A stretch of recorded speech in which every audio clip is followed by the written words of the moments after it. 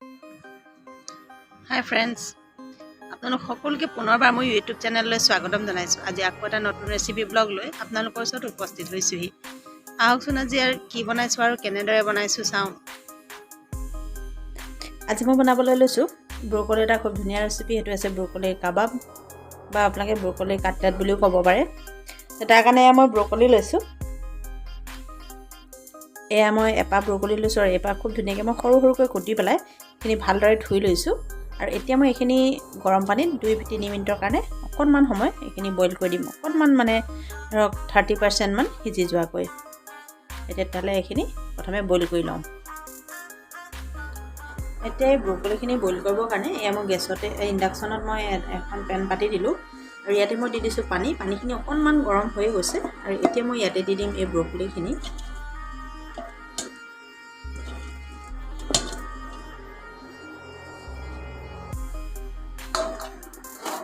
আৰু ইয়াতে অকণমান নিমখ দি দিম।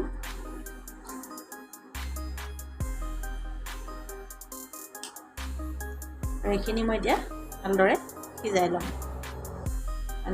ভালদৰে 2 বা 3 মিনিটমান সিজিবলৈ দিম এইখিনিতে আমাৰ এয়া চব ঠাণ্ডা কৰি লোৱা হৈ গৈছে। এইখিনি মই নমাই পেলাই ঠাণ্ডা কৰি ল'লোঁ। আৰু এতিয়া মই এইখিনি মিক্সিত মাৰি ল'ম। ইয়াতে দি দিম।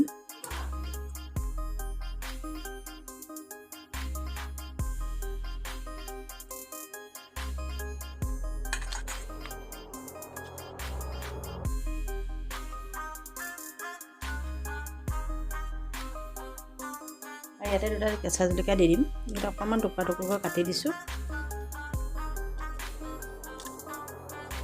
আৰু এইখিনি মই মিক্সিত মাৰি ল'ম। এতিয়া মই এইখিনি মিক্সিত মাৰি লোৱা হৈ গ'ল। মই জলকীয়াৰ সৈতে এইখিনি মাৰি ল'লোঁ। আৰু এতিয়া মই ইয়াতে দি দিম এয়া আদা নহৰু পেষ্ট, লগতে দি দিম এয়া মিহি মিহিকৈ কুটি লোৱা পিঁয়াজ,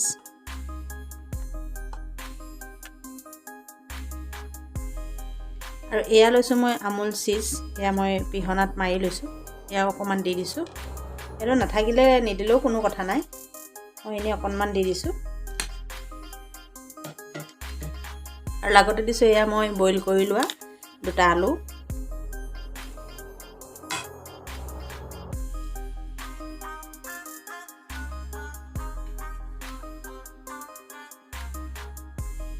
আৰু এতিয়া মই ইয়াতে দি দিম সোৱাদ অনুসাৰে নিমখ, অকণমান জলকীয়া গুড়ি। যিহেতু মই কেঁচা জলকীয়া ব্যৱহাৰ কৰিছোঁ সেইকাৰণে বেছি নিদিওঁ। আৰু অকণমান হালধি গুড়ি, অকণমান জিৰা গুড়ি,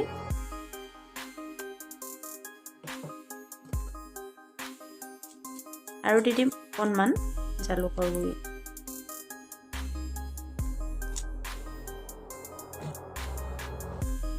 আৰু লগতে দি দিম মই ইয়াতে 2 চামুচ কৰ্ণফ্ল'ৰ হ'লে আপোনালোকে ময়দা বা বেচনো ব্যৱহাৰ কৰিব পাৰে। আৰু এতিয়া এই আটাইখিনি মই ভালদৰে মিলাই ল'ম।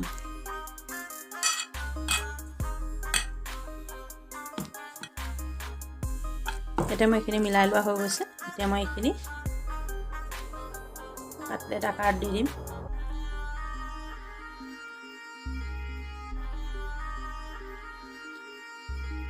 এয়া চব এইদৰে মই আটাইখিনি খুব ধুনীয়াকৈ কাটলেটৰ আকাৰ দি ল'ম।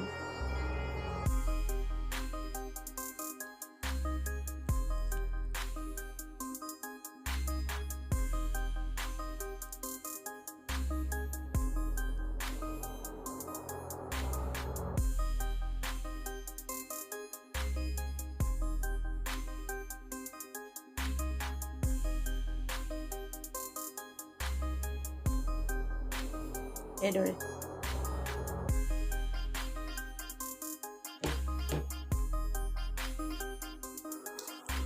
এতিয়া মই এই কাটলেটকেইটা ৰেডি কৰি লৈ ইণ্ডাকশ্যনতে মই পেন এখন পাতি দিলোঁ। আৰু ইয়াতে মই তেল দি দিলোঁ। এয়া ৰিফাইন হয়, আপোনালোকে তাৰ সলনি মিঠাতেলো ব্যৱহাৰ কৰিব পাৰে।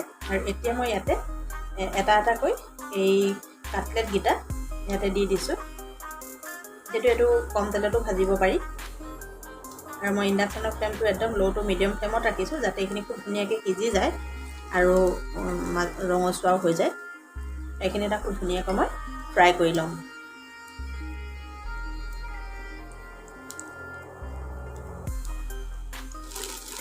এতিয়া চাওক, এতিয়া মই কাটলেটখিনি ৰেডি হৈ গৈছে খুব ধুনীয়াকৈ, আৰু এইখিনি এতিয়া মই নমাই ল'ম আৰু মই বাকীখিনি কাটলেটো এইদৰে ফ্ৰাই কৰি ল'ম।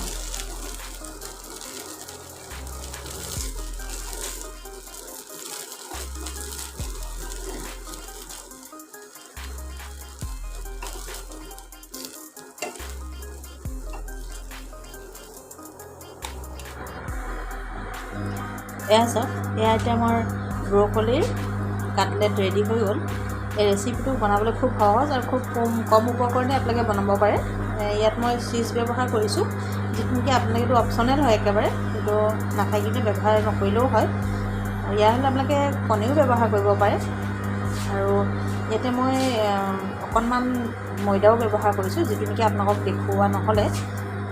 আপোনালোকে ময়দা হ'লেও মোক বেচনো ল'ব পাৰে। তেতিয়া এই ৰেচিপিটো আপোনালোকে ভাত বা চাহৰ লগত পৰিৱেশন কৰিব পাৰে। তেতিয়াহ'লে নিশ্চয় ৰেচিপিটো ট্ৰাই কৰি চাব, আৰু কমেণ্টত মোক জনাবলৈ নাপাহৰিব যে আপোনালোকে ব্ৰকলিৰ এই ৰেচিপিটো খাই কেনেকুৱা পালে। যদি মোৰ ভিডিঅ'টো চাই ভাল পালে তেতিয়াহ'লে মোৰ ভিডিঅ'টো লাইক, কমেণ্ট আৰু শ্বেয়াৰ কৰিবলৈ নাপাহৰিব। আৰু লগত আপোনালোক যদি মোৰ চেনেলত নতুন আহিছে তেতিয়াহ'লে প্লিজ মোৰ চেনেলটো ছাবস্ক্ৰাইব কৰি দিব, আৰু কাষতে থকা বেল আইকনটো দবাই দিব। তেতিয়া আপোনালোকে মোৰ নতুন ভিডিঅ'বিলাক পাই থাকিব। তেতিয়াহ'লে আকৌ এটা নতুন ৰেচিপি ব্লগত লগ পোৱাৰ প্ৰতিশ্ৰুতিৰে আজিলৈ আহিছোঁ। Bye bye.